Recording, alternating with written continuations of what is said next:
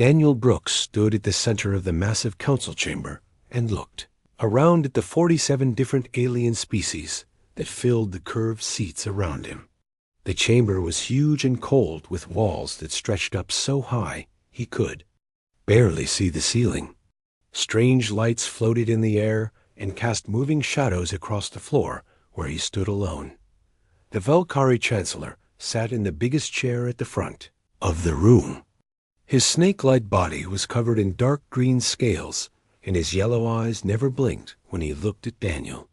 Next to him was the Harmony Speaker, a being made of living crystal that changed colors when it talked. Its voice sounded like music, but Daniel had learned to hear the coldness in those pretty sounds. Daniel had been Earth's ambassador to this council for 3 years now. He had given many speeches in this room and had many meetings with these alien leaders. Today would be different, though. Today would be the last time any human would stand in this place and ask for anything. He pulled out a small device from his pocket and looked at the screen. A message waited for him there from Captain Lisa Martinez, who was waiting on the human ship called Endeavor. The message was short and simple. All ships ready. All colonies ready. Waiting for your word. Daniel put the device back in his pocket and looked up at the council members again. Most of them were not even paying attention to him. The Zephyrian hive mind representatives were making clicking sounds to each other in their corner. The Korthik war chief was cleaning his weapons with his 4 arms. The ethereal collective members floated above their seats and seemed to be sleeping. This was normal for Daniel. Humans were always the last to speak at these meetings. They gave humans the smallest amount of time to talk. They put human requests at the very bottom of every list. When humans asked for fair treatment in trade deals, the council would say they would think about it. When humans offered to help solve problems between species, the council would say humans were too young to understand such things. Daniel began to speak, and his voice carried clearly through the chamber, even though he did not shout. Honored members of the Galactic Council, I stand before you today to give my final report on behalf of humanity. The word final should have made them listen, but most of the aliens kept doing what they were doing. Chancellor Zeefkor's tongue flicked out of his mouth in what Daniel knew was annoyance. The snake being did not like human speeches because he thought they took too long.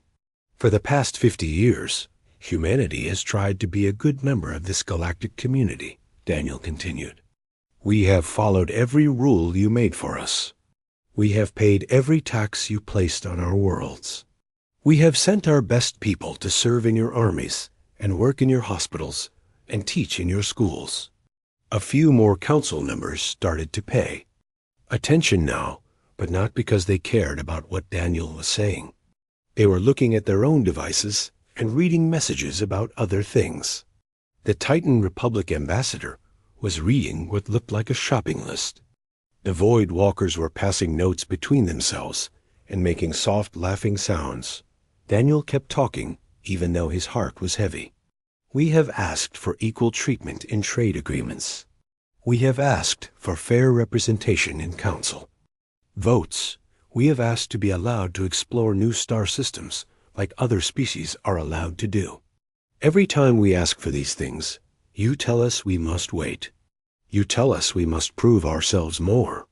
You tell us we are too new, too different, too human. On his wrist, a small light blinked green.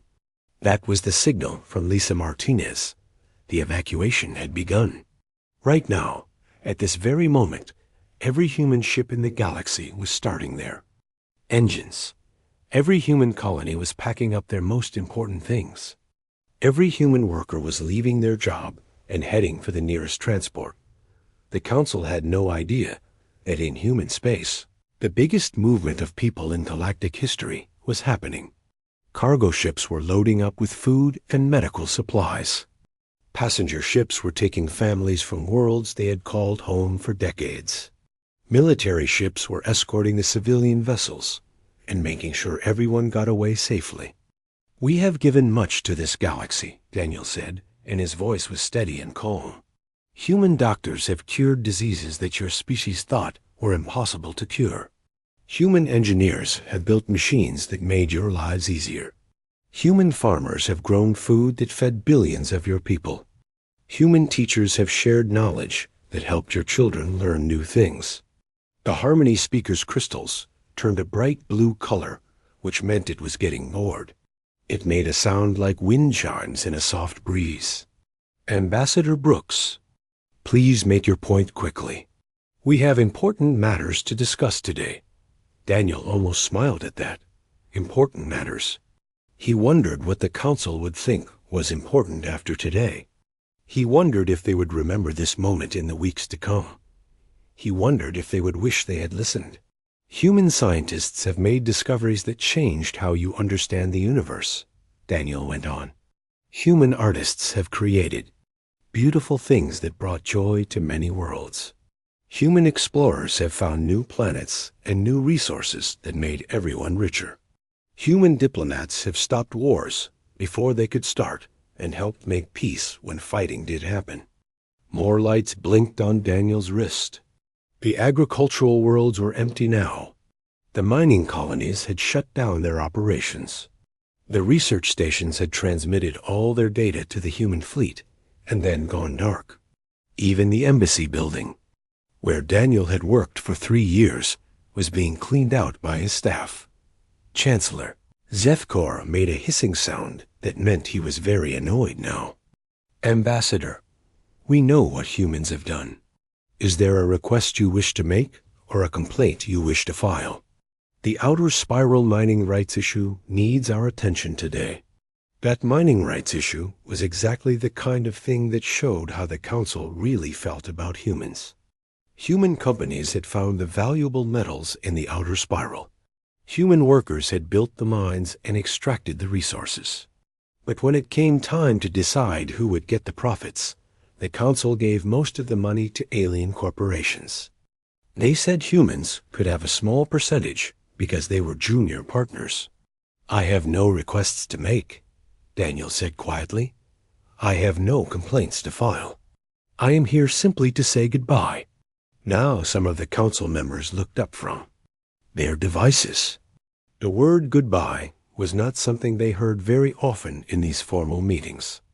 Usually ambassadors said things like, "We look forward to working with you," or "We hope for continued cooperation." They did not usually say goodbye. Goodbye? The ethereal collective spoke in their strange singing voices. Are you taking a vacation? Ambassador Brooks? No, Daniel said. Humanity is leaving. The chamber got quiet for the first time since Daniel had started speaking. Even the Zephyrians stopped their clicking sounds. Even the Korthik stopped cleaning his weapons. The floating lights seemed to dim a little, as if they too were surprised by these words. Leaving? Chancellor Zeethkir's yellow eyes focused on Daniel now. What do you mean leaving? Leaving the council meeting? Leaving the station? Leaving the galaxy, Daniel said simply. The silence stretched out for a long moment. Then several council members started talking at once. Their voices mixed together in a confusion of different languages and sounds. The Harmony speaker's crystals flashed. Red and orange, the Void Walkers made sharp whistling noises. The Titan Republic ambassador dropped his shopping list. You cannot leave the galaxy, Chancellor Zethkar said, and his voice was louder now. That is impossible. Where would you go? How would you survive? This is your home now. Daniel looked around the chamber one more time. These beings had never understood humans, and they never would. They thought in terms of rules and territories, and who was in charge of what. They could not imagine a people who would choose freedom over security, who would choose the unknown over the familiar, who would choose dignity over comfort. Thank you for your time, Daniel said. He gave a small bow to the council as human. Politeness required. Then he turned and walked toward the exit of the chamber. Behind him, the aliens were all talking loudly now. They were asking questions and making demands and giving orders. But Daniel did not stop walking. He had said everything he needed to say. He had done his duty as Earth's ambassador. Now it was time to join his people among the stars. As the chamber doors closed behind him, Daniel heard Chancellor Zephyr shouting, "Come back here. You cannot just leave. We need to discuss this. There are procedures to follow." But Daniel was already gone, and in a few hours, so would every other human in the galaxy. 3 days had passed since Daniel Brooks walked out of the council chamber, and the galaxy was beginning to feel strange. At first, nobody really noticed anything different. The council members went back to arguing about mining rights and trade. Routes just like they always did. The space stations kept running, and the cargo ships kept moving between worlds. But then small things started to go wrong. On the crystal world of Harmony Prime, the ethereal collective noticed that their morning shipment of fresh food did not arrive. This had never happened before in over 20 years. The food always came from the human agricultural world called New Eden, and it always arrived exactly on time every single day. The Harmony speaker, who managed food distribution, sent a message to New Eden asking where the shipment was. The message came back with an automatic reply that said, "This communication address is no longer active. Territory no longer under human jurisdiction." The Harmony speaker stared at the message for a long time. What did that mean? Territory? No. Longer under human jurisdiction? New Eden was a human colony world. Of course, it was under human jurisdiction. The message made no sense. On the war world of Korthic Prime, something else was going wrong. The weapons that the Korthic warriors used in their training exercises were starting to malfunction. The energy rifles would not fire properly. The plasma cannons were overheating. The shield generators were shutting down randomly. War Chief Gorthic called for the human engineers, who always fixed these problems. But when his soldiers went to the human quarters, they found them empty. All the beds were made. All the equipment was put away neatly. But there were no humans anywhere. Gorthok sent messages to the human engineering companies that had contracts with his people. Every message got the same automatic reply. This communication address is no longer active. Territory no longer under human jurisdiction. Gorthic did not understand. The humans had been working on Korthic Prime for 15 years. They had contracts that lasted for another 10 years. They could not just leave without saying anything. There were rules about these things. There were penalties for breaking contracts not far away on the mining world of Kepler 442b. Commander Jake Peterson was overseeing the last part of humanity's great departure. His team had spent 2 days carefully shutting down all the mining equipment and packing up everything valuable that they could carry. The rare earth metals that powered most of the galaxy's technology had been flowing out of these mines for 12 years. Now the mines were going dark. Jake watched as the last human transport ship lifted off from the planet's surface. The ship was full of families who had made this rocky world their home. Children who had been born here were crying because they had to leave their friends behind. Adults who had built lives here were sad to go, but they knew it was the right thing to do. The alien overseers who were supposed to manage the mining operations would not arrive for another 2 days.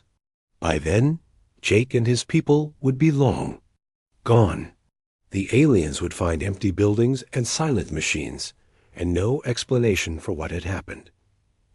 Jake activated the final shutdown sequence and watched as the massive mining robots powered down one by one. These machines were incredibly complex, and only human engineers really understood how they worked. The aliens who bought the metals from these mines had never bothered to learn about the technology that made it all possible. They just wanted the end product. As Jake's own ship prepared to leave, he sent one last message to the mining consortium that owned the operation. The message was simple and professional. Mining operations on Kepler 442b have been terminated. All human personnel have been reassigned. Thank you for your business." He did not wait for a reply. He knew what the reply would be anyway. Anger and confusion and demands for explanations that would never come. On the medical station, orbiting Zephyr 7, Dr. Rachel Kim was packing up her research files. She had been working for 8 years on treatments for alien diseases that only affected non-human species. Her work had saved millions of lives across dozens of different worlds. The Zephyrian hive mind depended on her research more than most. Their species reproduced very quickly, and their population was always growing. But they also got sick very easily from diseases that other species could not even catch.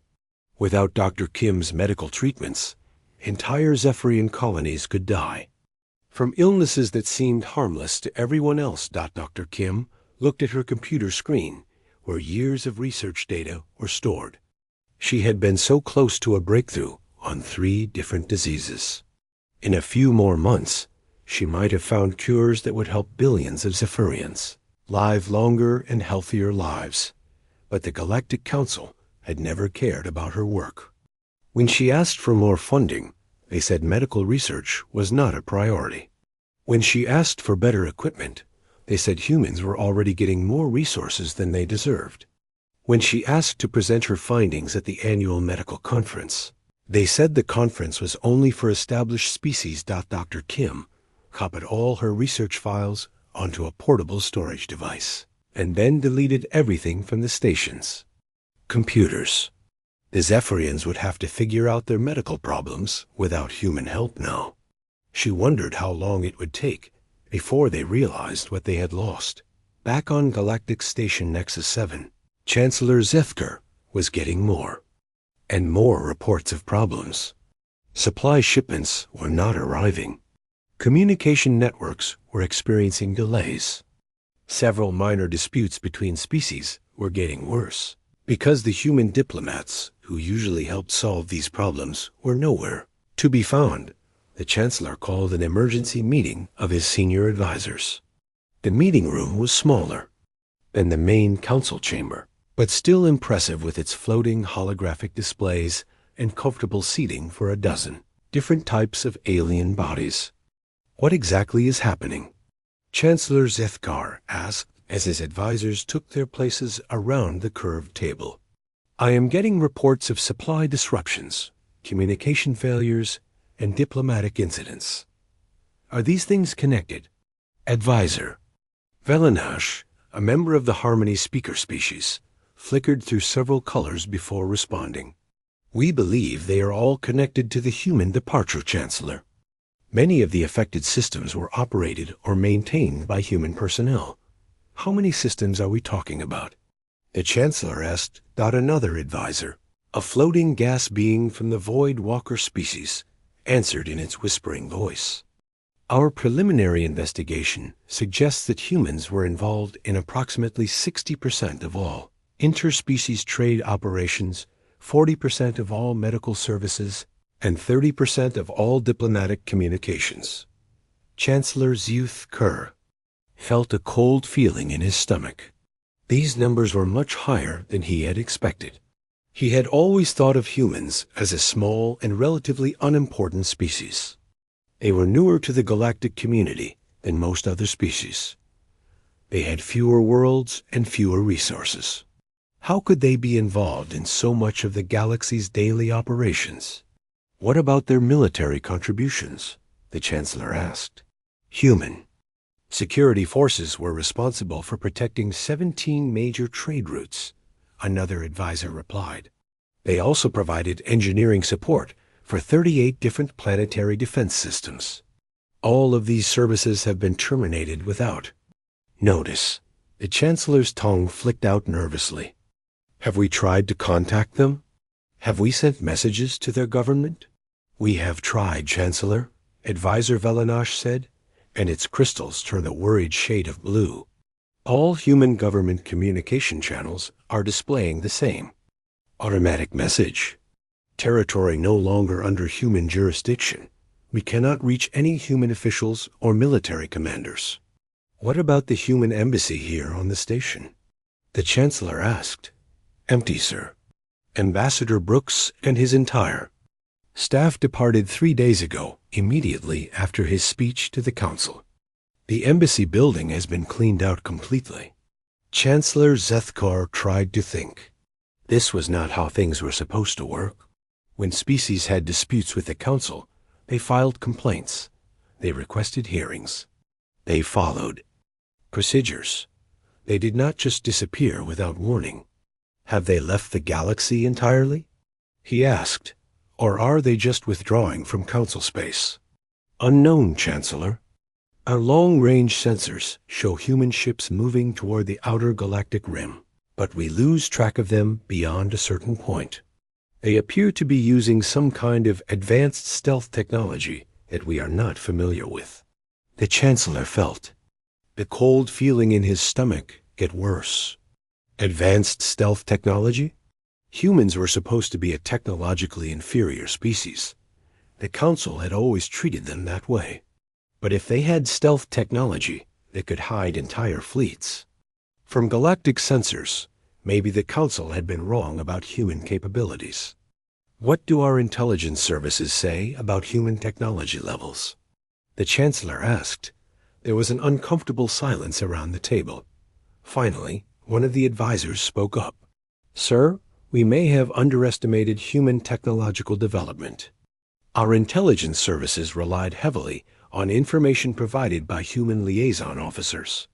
If those officers were not telling us everything, the Chancellor did not like where this conversation was going. Are you suggesting that humans have been hiding advanced technology from us? 2 weeks had passed since the humans disappeared, and the galaxy was coming apart at the seams.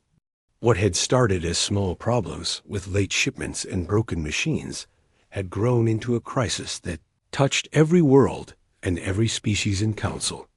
Space. The Nexus Trade Network, which connected thousands of worlds and handled billions of transactions every day, was failing. The network depended on relay stations that were scattered throughout the galaxy to pass messages and transfer data between distant planets. Most people had assumed these relay stations ran themselves, but they were wrong.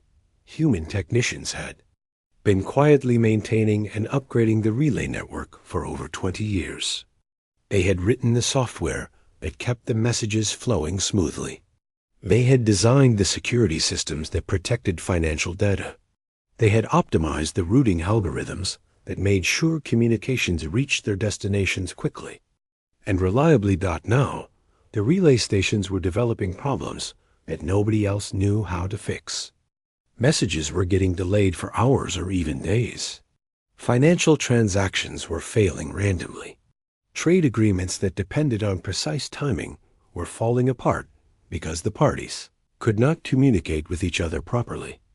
On the commercial world of Nexus Prime, Merchant Captain Veltar of the Harmony, Speaker Species was trying to coordinate a large shipment of luxury goods to 12 different planets. Under normal circumstances, this would have been a simple matter of sending messages through the trade network and receiving confirmation from buyers on each world, but nothing was working properly anymore. Messages to 3 of the worlds came back with error codes that Veltar had never seen before. Communications with 2 other worlds were delayed by so many hours that the buyers canceled their orders and found other suppliers. The remaining worlds received corrupted data that made their purchase agreements unreadable. Veltar had been running trading missions for 40 years and had never experienced anything like this. The trade network had always been completely reliable. Now it seemed like the entire system was breaking down, and nobody knew how to fix it. Far beyond the galactic rim, in a region of space that most species considered impossible to live in, Admiral Carl Johnson was watching the construction of humanity's new home. The human fleet had traveled for 2 weeks to reach this distant area where the stars were young and the planets were wild and untamed. Most aliens would have looked at this region and seen nothing but problems. The solar radiation levels were higher than what most species could tolerate. The planets were covered with storms and volcanoes, and other dangerous natural phenomena. There were no established trade routes or communication networks or support facilities, but humans saw opportunity. They had brought terraforming equipment that could reshape hostile worlds into garden paradises. They had fusion reactors that could provide unlimited clean energy. They had atmospheric processors that could create breathable air from almost any combination of gases. Admiral Johnson stood on the bridge of his flagship and watched as the first human city began to take shape on the surface of a planet they had named New Terra. Massive construction robots were leveling mountains and filling valleys to create flat ground for buildings. Atmospheric processors were working day and night to create a comfortable environment for human settlers. The city was being built according to plans that human architects had been developing in secret for years. It would be more efficient and more beautiful than any city in the old galaxy. It would have clean air and pure water and abundant food for everyone who lived there. It would be a place where humans could live freely without asking permission from alien councils or following rules made by species that did not understand them. Back in council space, the problems were getting worse every day. The elegant crystal cities of the ethereal collective were experiencing massive environmental failures. The atmospheric control systems that kept their cities at the perfect temperature and humidity levels had been designed and maintained by human engineers. Without those engineers, the systems were breaking down. On Ethereal Prime, a capital world of the collective, temperatures inside the great crystal towers were fluctuating wildly. One day the buildings would be too hot, and the crystal beings inside would become sluggish and confused. The next day the buildings would be too cold, and the crystals would become brittle and might crack. Ethereal engineers tried to fix the problems, but they did not understand how the human designed systems worked. The control interfaces were labeled in human languages that most ethereals could not read. The diagnostic programs required knowledge of human mathematics and physics that ethereal schools did not teach. In desperation, the ethereal leadership sent urgent messages to every known human communication channel, begging for help. They offered to pay enormous amounts of money for just one human engineer to come back and fix their systems. But every message came back with the same automatic reply. Territory no longer under human jurisdiction, but the proud Titan Republic was facing an even more embarrassing problem. Their mighty war fleets, which had dominated several sectors of the galaxy for generations, were falling apart because their supply chains had collapsed. The Titans were a species that valued strength and military power above everything else. They had spent centuries building the most fearsome navy in the galaxy. Their ships were huge and heavily armed and could defeat almost any enemy in battle. But ships need fuel and spare parts and ammunition to keep running, and the Titans had never paid much attention to those boring details. Human logistics experts had been quietly managing the Titan supply networks for decades. They had created efficient systems for delivering fuel to ships on patrol, for transporting ammunition to border outposts, for getting replacement parts to vessels that needed repairs. The Titans had been happy to let humans handle these unglamorous tasks while they focused on the glory of warfare. Now Titan battlecruisers were running out of fuel in deep space. Titan fighters were grounded because they needed engine parts that were no longer being delivered. Titan space stations were rationing ammunition because their supply ships were not arriving on schedule. Admiral Thoktar, Supreme Commander of the Titan Republic Navy, was learning painful lessons about logistics. His mighty fleet was becoming useless not because of enemy attacks, but because of missing spare parts and delayed shipments. The most powerful military force in the galaxy was being defeated by supply problems. On the overcrowded hive world of Zeph Prime, the Zephyrian crisis was becoming desperate. The Zephyrian species reproduced very quickly, and their population had been growing steadily for decades. This rapid growth had been possible because human agricultural scientists had developed special food supplements that could feed large numbers of Zephyrians efficiently, but the human agricultural worlds had gone silent, and the food supplements were no longer being produced. The Zephyrian hive minds tried to make the supplements themselves, but they did not have the formulas or the production equipment. Their scientists attempted to analyze samples of the supplements to figure out what was in them, but human biochemistry was too advanced for them to understand. Within days, Zephyrian colonies throughout the galaxy began reporting food shortages. The hive minds tried to reduce their reproduction rates to slow population growth, but this process took time and the food shortages were happening now. Millions of Zephyrians were facing starvation, and there was nothing their leaders could do to help them. The Korthic were discovering that their legendary weapons technology was not as legendary as they had thought. The energy weapons that Korthic warriors carried into battle had been designed by Korthic engineers, but they were manufactured using human industrial processes that the Korthic had never bothered to learn.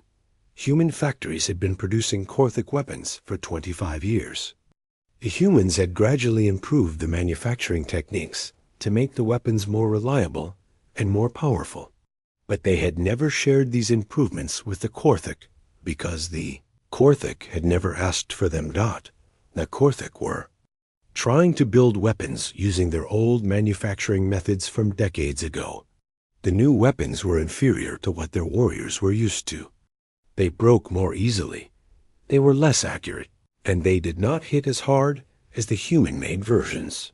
War Chief Korthak ordered his engineers to study the human-made weapons and figure out how to copy them. But reverse engineering advanced. Technology was much harder than the Korthic had expected. The human manufacturing processes used techniques and materials that Korthic science did not fully understand.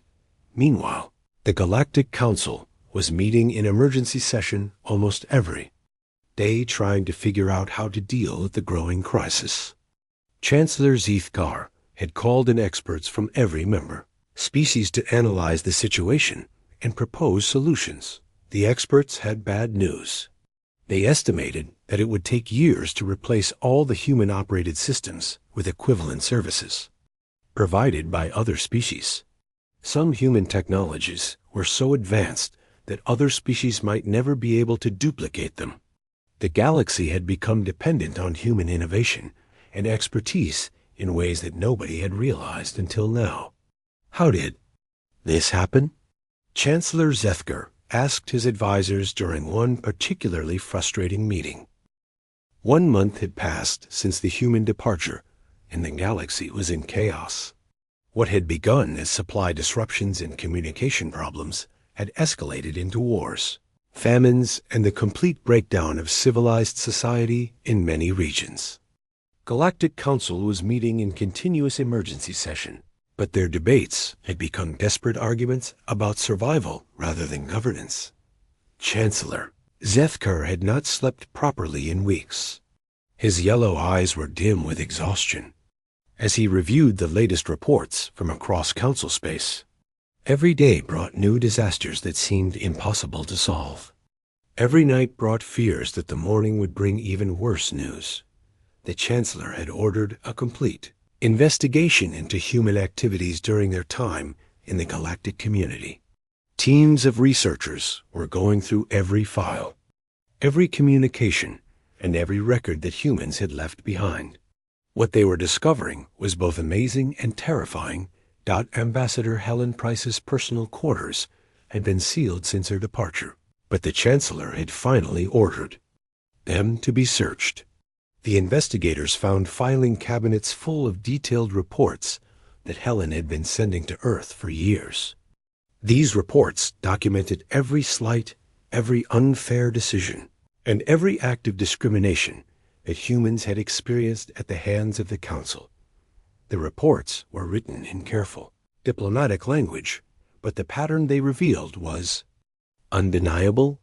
For decades, the Council had systematically excluded humans from important decisions, denied them equal treatment in trade agreements, and dismissed their contributions to galactic society. Helen Price had documented it all with the patience and precision of a true diplomat. One report that particularly disturbed the Chancellor described a council session from 2 years earlier. The ethereal collective had been facing a crisis with their atmospheric control systems and had asked for help from the Galactic Emergency Response Fund. The Council had immediately approved billions of credits to solve the problem. At the same time, humans had requested a much smaller amount of money to upgrade their medical research facilities. The human research had been on the verge of curing a disease that affected multiple species throughout the galaxy. But the Council had voted to postpone the human request until the next fiscal year, claiming that medical research was not an emergency priority. The ethereal crisis had been solved. Using human engineering expertise, paid for with Council emergency funds that could have supported human research instead. The irony was bitter and obvious, no, but it had been invisible to the Council members at the time. In another section of the station, investigators were examining the abandoned workshop of engineer Bobby Chun. Bobby had been working on advanced technologies that could have revolutionized galactic civilization, but he had been forced to conduct his research in secret because the Council had classified most human technical innovation as potentially dangerous to galactic stability.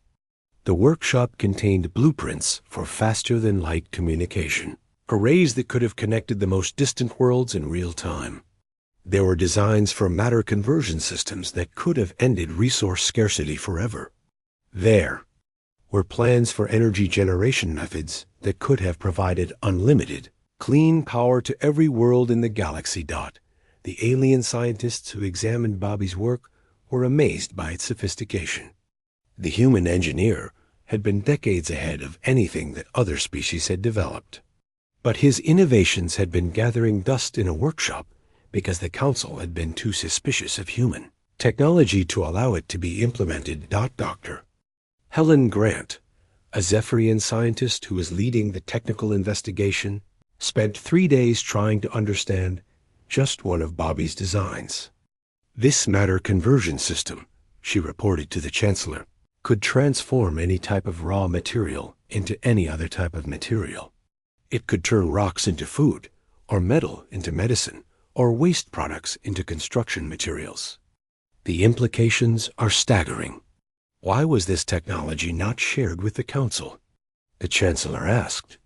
According to the files, Engineer Chun submitted proposals for this technology 7 different times over the past 5 years. Each time, the Technology Review Board rejected his proposals as too advanced for current implementation, or requiring further study by Council experts. But no Council experts ever studied his work because the board claimed that human technology was not sophisticated enough to merit detailed review. The Chancellor felt sick. The galaxy was facing resource shortages and supply problems that could have been solved years ago if the Council had simply paid attention to what humans were offering.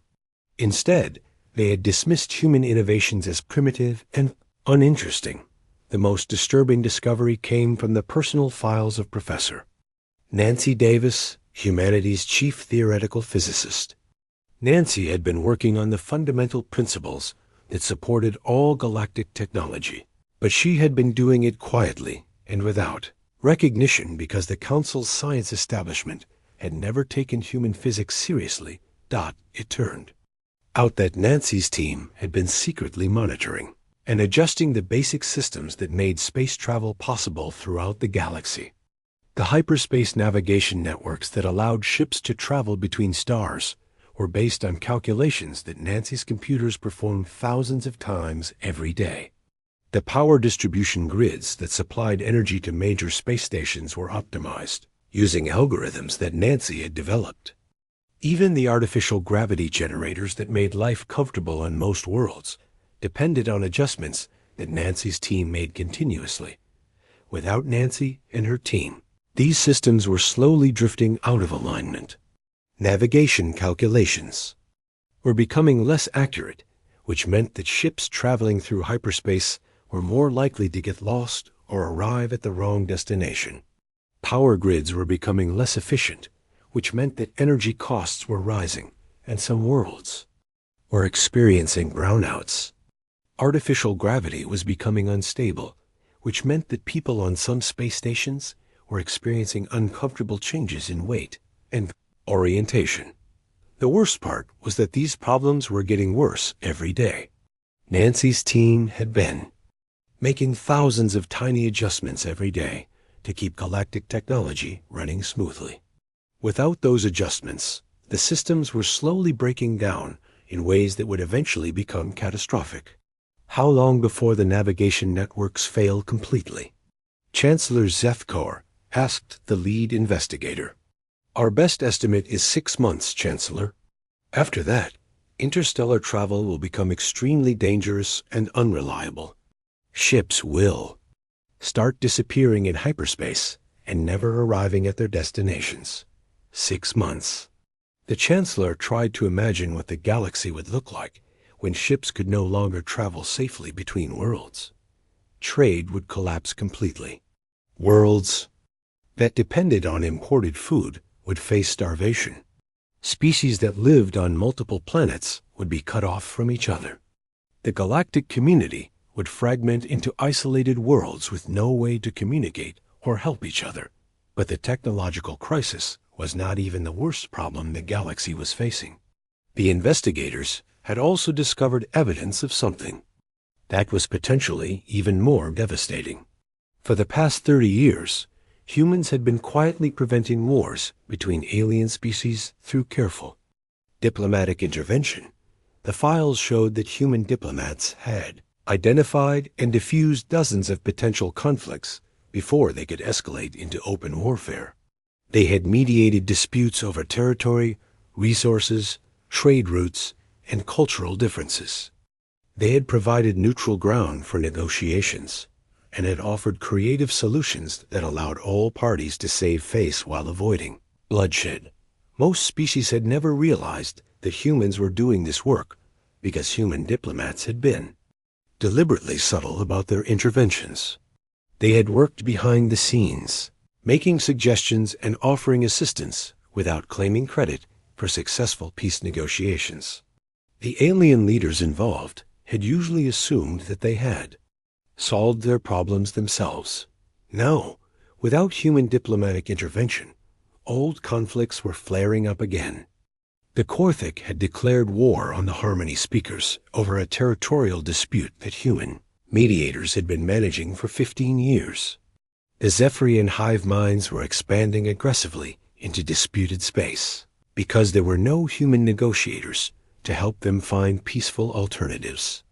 The Void Walkers and the Titan Republic were threatening each other over mining rights that human arbitrators had been quietly administering. Within days of the human departure, 3 separate wars had begun. Within weeks, those wars were spreading, as other species chose sides or tried to take advantage of the chaos.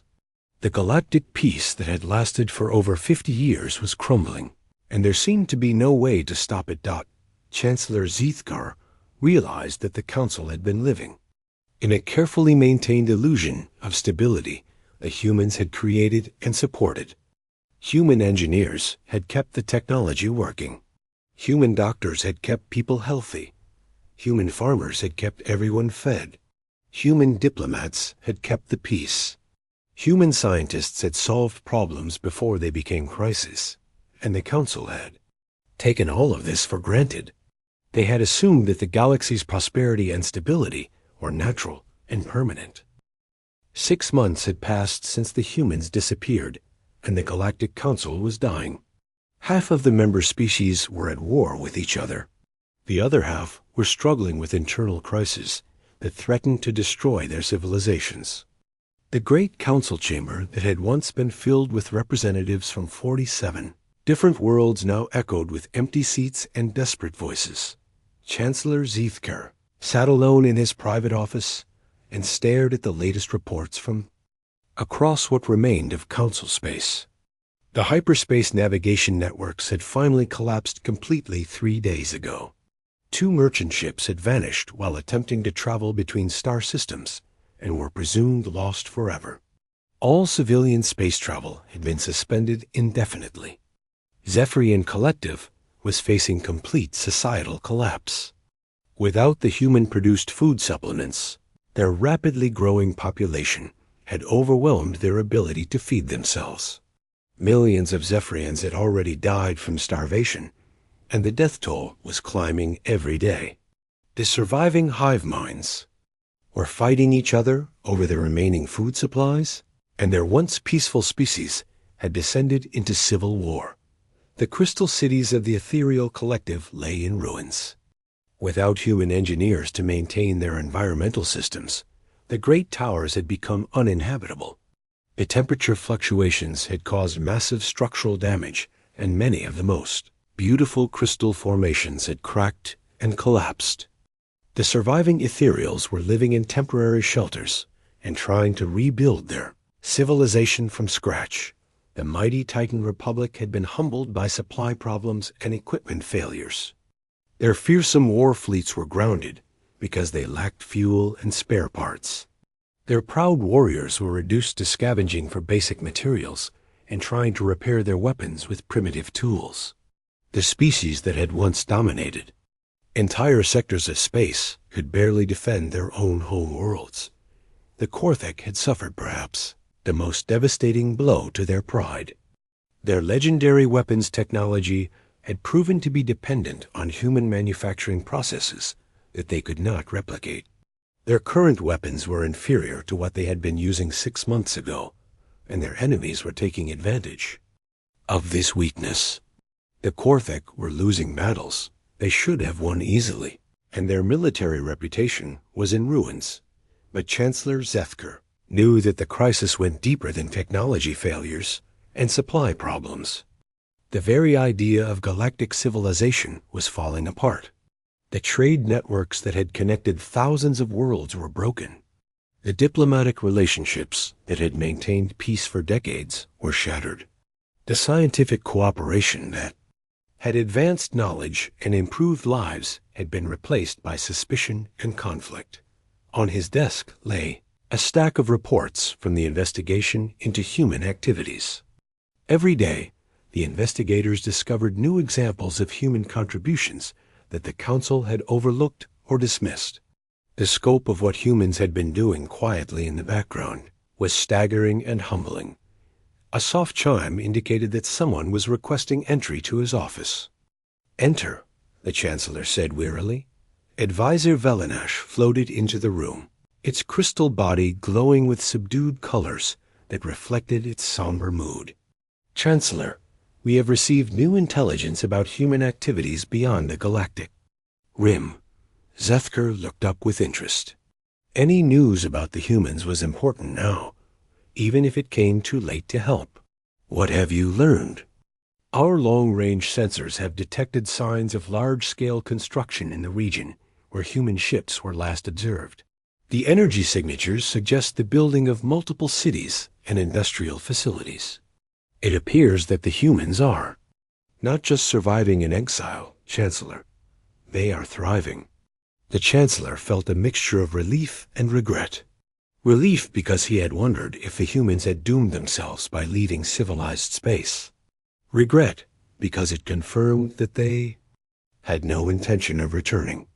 If the humans were building permanent settlements beyond the rim, they were planning to stay there forever. "What else do we know about their new colonies?" "Very little, sir. The distances involved make detailed observation impossible. But our scientists have analyzed the energy patterns and estimate that the human settlements are more advanced than anything we have seen before. They appear to be using technologies that are decades ahead of current galactic standards." Of course they were. The investigation had revealed that human technology had always been more advanced than the Council had realized. The humans had deliberately downplayed their capabilities to avoid making other species feel threatened. They had shared enough of their knowledge to be helpful while keeping their most advanced discoveries to themselves. Now those advanced technologies were being used to build A new civilization that would probably surpass the old galaxy in every way. The humans were creating something better than what they had left behind, while the species that had driven them away were struggling just to survive. "Have there been any responses to our messages?" the Chancellor asked, though he already knew. The answer: none, sir. We have sent over 300 communications to the coordinates where human activity has been detected. We have offered full council membership, autonomous territories, exclusive trade agreements, and even shared governance of the galaxy. Every message has been ignored. The Chancellor was not surprised. He had read Ambassador Daniel Brooks's final speech many times, analyzing every word for clues about human intentions. Brooks had not sounded angry or vindictive. He had sounded tired and disappointed and final. His words had carried the weight of a decision that would never be reversed. A new report arrived on the Chancellor's desk, transmitted from the ruins of what had once been a thriving research station. Dr. Rachel Kim had been conducting breakthrough medical research there before the human departure. The station's alien staff had spent months trying to continue her work, but they had finally admitted defeat. The report was brief and devastating. All attempts to replicate human medical technologies have failed. Without Dr. Kim's expertise, we cannot produce the treatments that millions of patients depend on. Estimated casualties from treatable diseases will reach 1 billion within the next year. 1 billion casualties. The Chancellor stared at the number and tried to comprehend its meaning. 1 billion beings would die from diseases that humans could have cured easily. Those deaths would be the direct result of the Council's decision to treat humanity as a second-class species. Another report described the complete breakdown of the Galactic Communication Network. Professor Nancy Davis's team had been making thousands of adjustments every day to keep the system running smoothly. Without those adjustments, the network had gradually degraded until it could no longer function. Worlds that had been in constant communication for centuries were now completely isolated from each other. The Chancellor pulled up a holographic display that showed the current status of Council space. Red zones indicated areas where wars were being fought.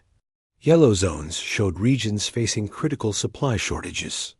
Orange zones marked worlds where governmental authority had collapsed completely.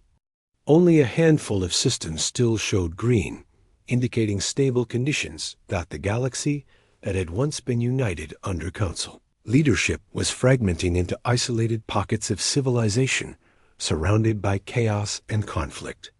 The dream of a peaceful, prosperous galactic community was dying, and there seemed to be no way to save it. A priority alert flashed on the Chancellor's communication console. He activated the message and saw the image of Admiral Thoktar, Supreme Commander of what remained of the Titan Republic Navy. The proud warrior looked exhausted and defeated. "Chancellor Zithkar," Thoktar said, his voice heavy with despair, "I am transmitting our final status report. The Titan Republic can no longer maintain effective military operations. Our fleets are grounded, our weapons are failing, and our supply networks have collapsed completely. We are withdrawing from all Council activities and focusing on defending our home world. This may be our last communication." The transmission ended, and the Chancellor sat in silence. The Titan Republic had been one of the most powerful members of the Council. If they were giving up, how long before other species followed their example? The Chancellor's personal communication device chimed with an urgent message from his chief of staff. "Sir, we have just received word that the Harmony speakers are evacuating their capital world. The environmental systems have failed beyond repair, and the planet is becoming uninhabitable. Another species driven from their home by problems that humans could have solved easily." The Chancellor wondered how many more civilizations would collapse before the crisis finally ended. He wondered if galactic civilization itself would survive the loss of humanity. As if summoned by his thoughts, a new message arrived from the investigation team that was studying human diplomatic activities. The message contained a single file. That made the Chancellor's heart sink even further. The file was a detailed analysis of interspecies conflicts over the past 50 years. It showed that humans had prevented or resolved over 200 potential wars through quiet diplomatic intervention. They had mediated territorial disputes, trade disagreements, resource conflicts, and cultural misunderstandings.